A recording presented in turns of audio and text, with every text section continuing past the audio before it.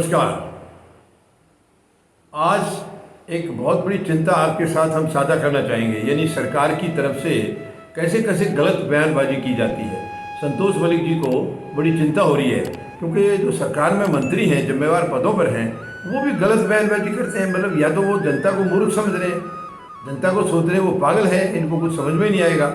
अब वित्त मंत्री ये महत्वपूर्ण पद है, कौन आदमी किसके काबिल है नहीं है, लेकिन पद पर बैठने के बाद तो उसके अंदर काबिलियत समझी जाती है। अब उन्होंने संसद में अपना जो बजट भाषण के ऊपर जवाब दे रही थी, उसके अंदर ये कहा है अग्निवीर योजना बहुत ही बढ़िया है, इससे युवाओं को सेना में जाने का मौका मिलेगा। तो संतोष मलिक जी ने इसके ऊपर गहन चिंतन किया है।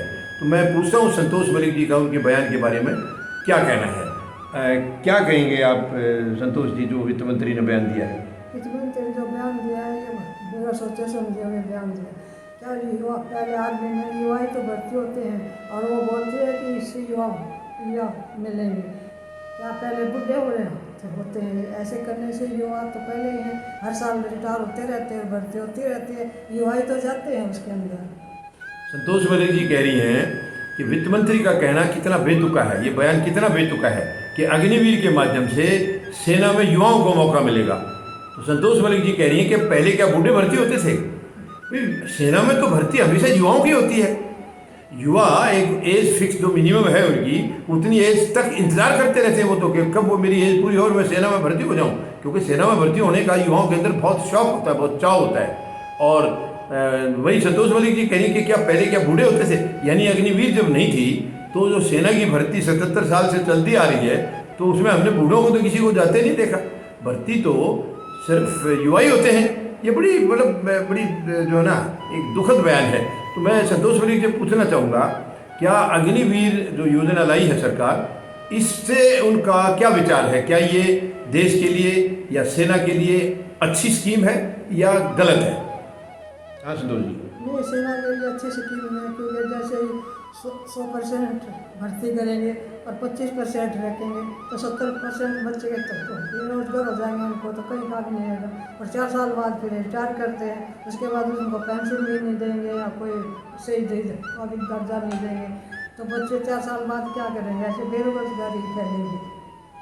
ये बिल्कुल ठीक बयान है। संतोष मलिक जी कह रही हैं कि इससे तो बेरोजगारी और बढ़ेगी। और इससे पहले एक दिन हमने इसके ऊपर और भी गहन चर्चा की थी, उसमें यह भी कहा था कि जो युवा वहाँ ट्रेंड होकर के आएंगे, किस्म से 4 साल में वो हथियार चलाना सीख जाएंगे और आने के बाद अगर उनको कोई अच्छी नौकरी नहीं मिलती है तो वो शायद दिमाग ख़राब हो जाएगा उनका, कोई गलत कदम भी उठा सकते हैं, किसी गलत धंधे में भी पड़ सकते हैं, क्योंकि उनको हथियार चलाना आ चुका है। तो ये कई मायने में अगर देखा जाए तो ये गलत है, बिल्कुल गलत है। तो क्या मैं संतोष मलिक जी से पूछना चाहूँगा, इसके लिए क्या सरकार को तुरंत इसको बंद कर देना चाहिए? इसको बंद कर देना चाहिए, जो हमारा पुराना सिस्टम हो वही लागू होना चाहिए। ये स्कीम, हालांकि सरकार, ये वर्तमान जो सरकार है, मुझे नहीं लग रहा है ये इसको वापस लेंगी, क्योंकि ये तानाशाह सरकार है और ये हमेशा ज़्यादातर इनके फैसले गलत ही हुए हैं आज तक। इससे पहले आपने देखा होगा किसानों के 3 कानून बने थे, वो भी गलत थे और इन्होंने कहा था किसानों के लिए हमने उनकी भलाई के लिए बनाए हैं, जबकि ये उनकी बर्बादी के कानून थे। तो ये सरकार वर्तमान में, इनका शायद ही इन्होंने पिछले 10 साल में कोई अच्छा फैसला लिया होगा जो जनता के हित में गया हो, ऐसा शायद ही कोई लिया होगा।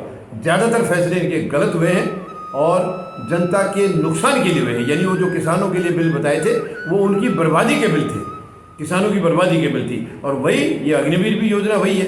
अग्निवीर से सेना मजबूत नहीं होगी, सेना कमज़ोर होगी, और जब देश की सेना कमज़ोर होगी तो देश कमज़ोर हो गया।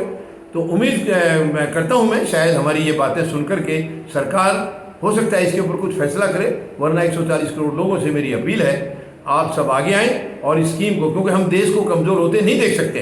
जो आज सत्ता में बैठे हैं या विपक्ष में भी हैं, उन्हें देश से कोई लेना देना नहीं है, उनकी सब मिली भगत है। कोई देश के लिए, उनके लिए ये चिंता की बात नहीं है कि हमारा देश कमज़ोर कैसे होगा, मजबूत कैसे होगा, उसमें क्या कमियां हैं क्या नहीं, उनका कोई नहीं। उनको अपनी दुकानें चलानी है, राजनीति की वो दुकानें चला रहे हैं, ये बहुत ही शर्मनाक है। तो मैं 140 करोड़ लोगों से अपील करूँगा, हमें इसका विरोध करना पड़ेगा, खुल के विरोध करना पड़ेगा और सरकार को मजबूर करना पड़ेगा, क्योंकि विपक्ष नहीं कर पा रहा है। हालांकि विपक्ष पहले से मजबूत है, इसमें कोई दो राय नहीं, लेकिन इनकी मिली भगत है। तो हमें ये सरकार को मजबूत करना पड़ेगा कि इस स्कीम को तुरंत वापस लिया जाए। धन्यवाद। जय जवान, जय किसान, जय हिंद।